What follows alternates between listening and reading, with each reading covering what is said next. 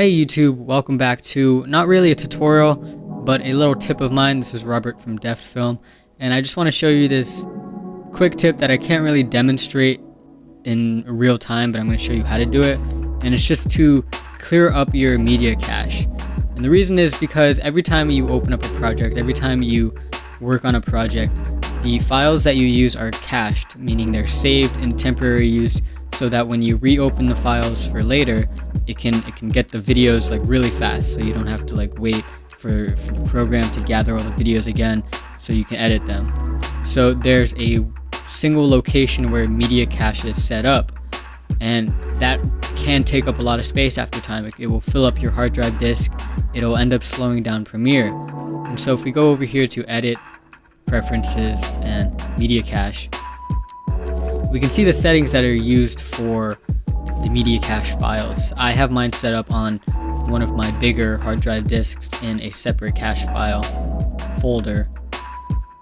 And what you can do here, some tips, is every once in a while maybe delete the unused media cache files, because what will happen is you'll have projects that you quit editing on, like projects from months ago that you're not going to reopen realistically, and if you do, then you'll probably just take the time to cache the files again.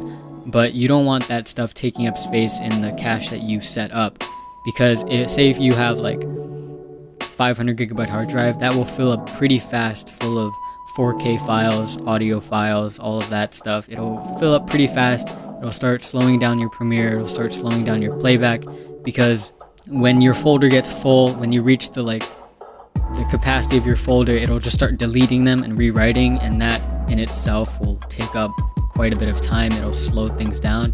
So either select delete unused cache files, which in Premiere will automatically detect what cache files are unused, or you can use this option down here where it automatically deletes cache files depending on the days.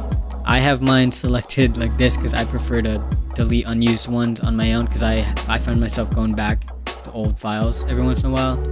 But you can also choose it by space, by size, 93 gigabytes or 90 days. You can customize these, and it's just a little quick tip that I don't think anyone really pays attention to. Also, you can set the location to wherever you want. You can put on a fast disk like an SSD if you have a big enough SSD for that, or an SSD that's dedicated to that. I recommend not putting it on the installation disk like the C drive, just because usually C drives will fill up fast, though it completely depends on your situation. So quick tip. Thanks guys for watching. It's Robert. See you around.